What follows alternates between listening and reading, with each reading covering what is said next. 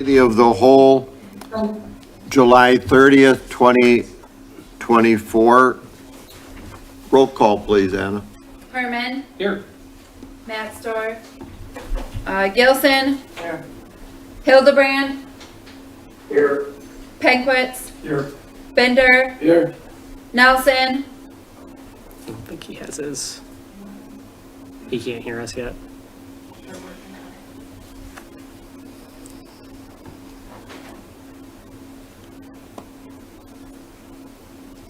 Roll call, John, are you here?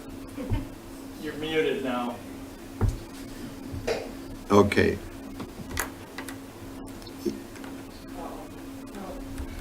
no sound.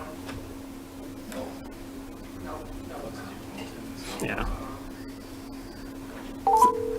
Thumbs up, John, if you can hear us. Okay, good.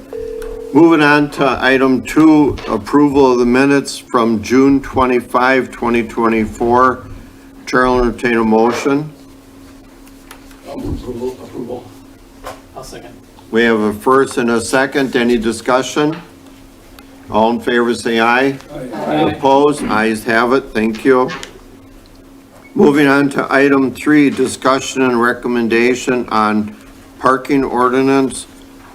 Tim, you want to give us a summary on that, please? Sure, I can provide a brief summary. So the city of Plymouth does regulate the number of parking stalls required for an individual parcel's particular use in the zoning code. Parking requirements are outlined in 13-1-92.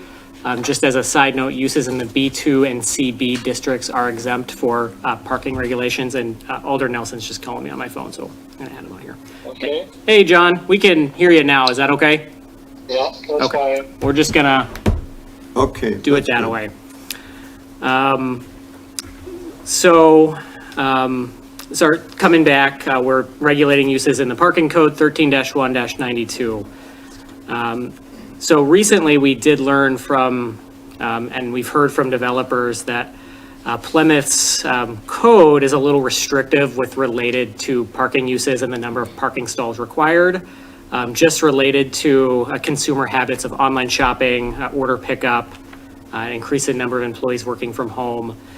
Just for example, a recent developer looking to develop a commercial location in Plymouth says their stores nationwide have about 35 parking spaces, and our code would require 69 parking spaces. So staff would like to get direction from the committee of whole to potentially address these concerns we're hearing from some developers.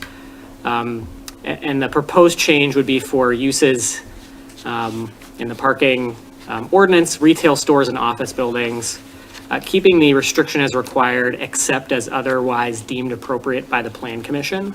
And then really deemed appropriate would be some kind of parking study or appropriate presentation to the Plan Commission, basically showing Plan Commission that the parking at the proposed use would meet the requirement.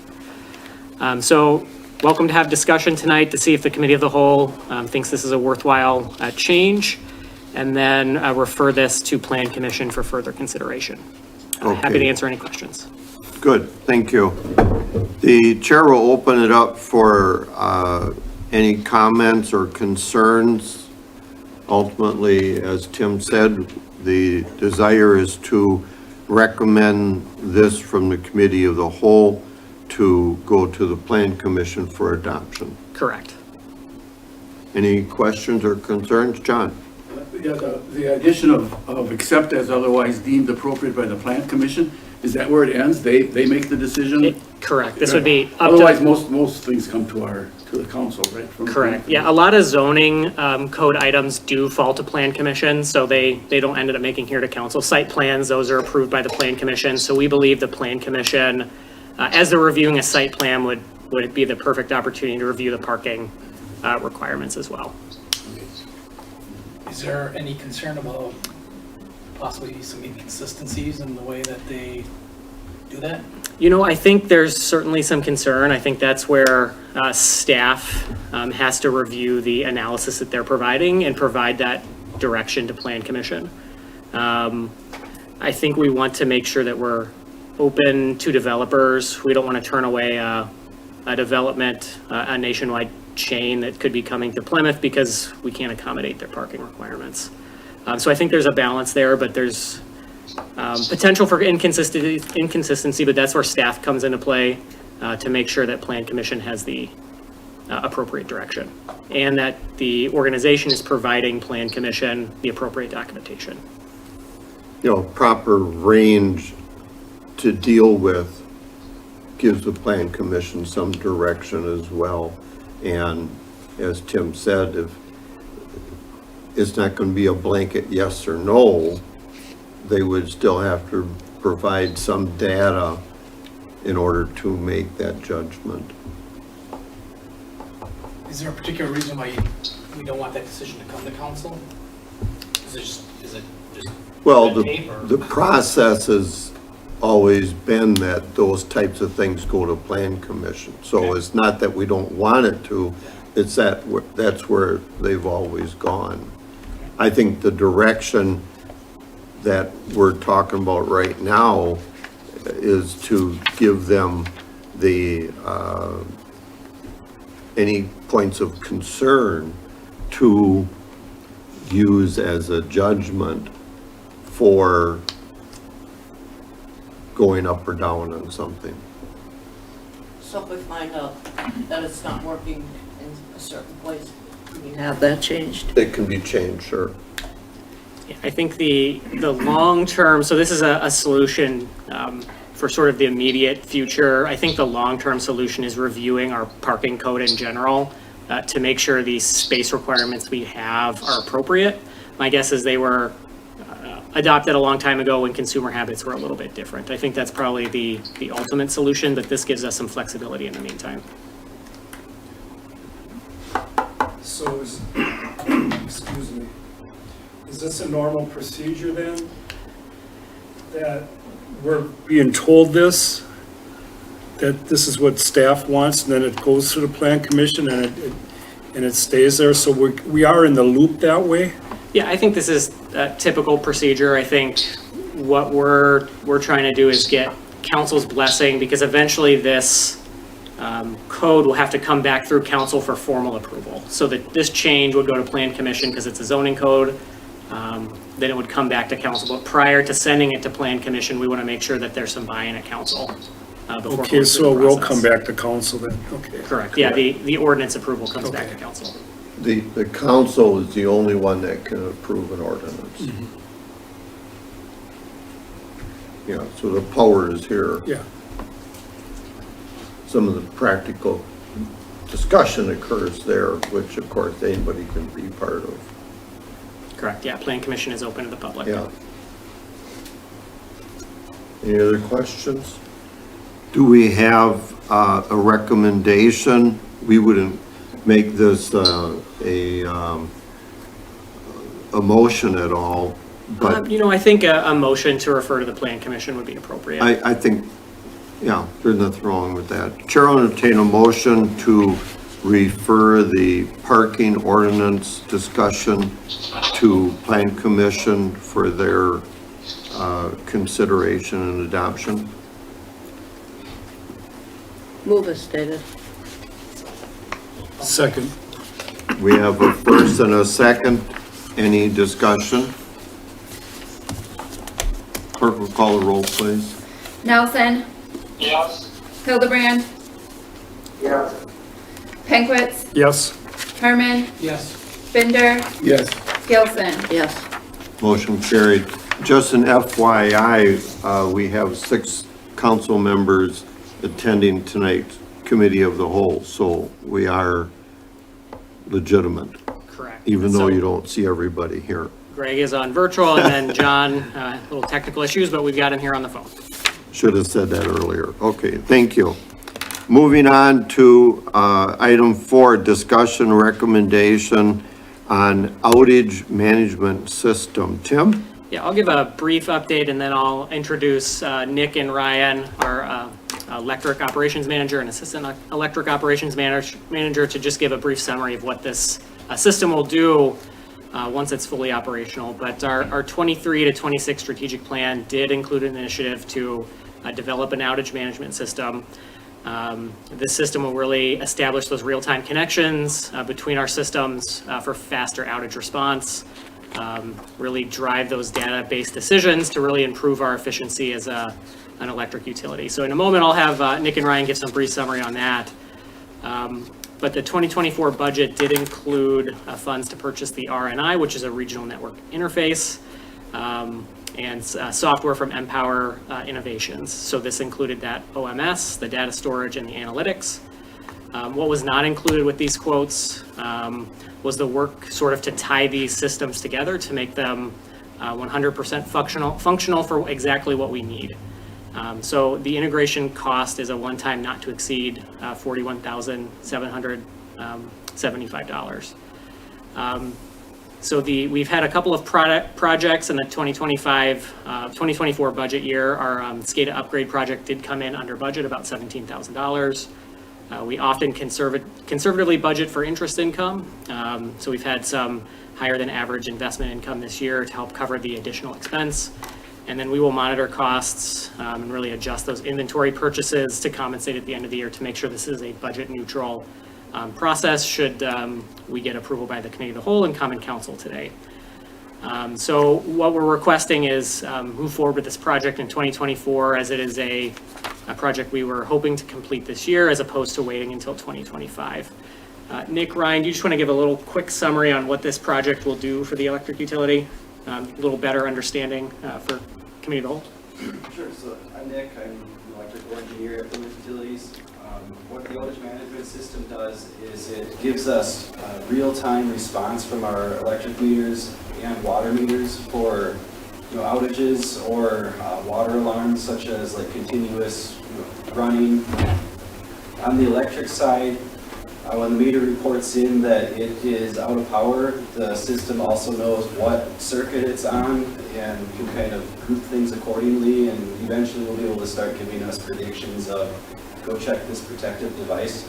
So it should give us faster response to get out there and locate the problem and restore things faster. It will also give us the meters readings, like interval data, which we'll use to kind of aggregate with transformers, make sure our transformers are sized appropriately, reduce our losses on our system, and just have the right equipment where we need it.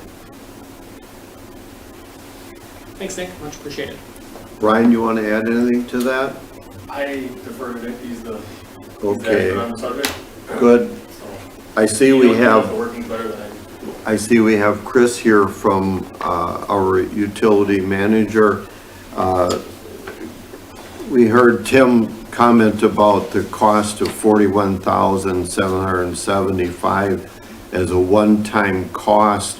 That ties our system together, is the understanding? Yeah, so the original quotes I had, they had integration costs, which I thought would be this part. But to make it all work, there's kind of two languages that they speak. One language just sends the billing data over, and the other language is what sends all of the meter data over for the additional enhancements. And that's the part that I misunderstood as being in one part, but was not included on those quotes. So this is our bridge to complete the cycle then? Correct. Okay. Thank you. The chair will entertain a motion so we can discuss for a total cost of $41,775. I'll make a motion as stated. Second.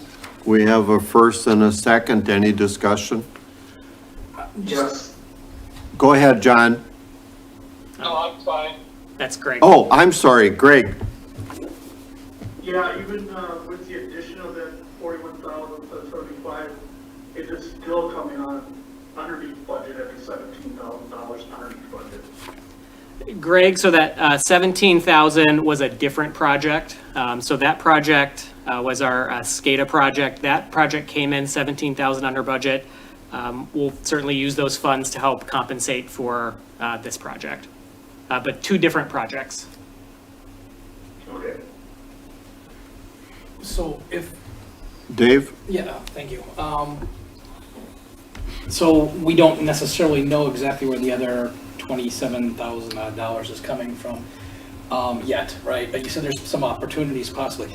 if those opportunities don't exist, you're gonna have to come back to the No, here to- yeah, good question. So I think the interest income we've had in '24 will cover the additional expense. Should it not, we will adjust our inventory purchases at the end of the year to Oh, compensate. yeah, okay, I see that here, yeah, okay.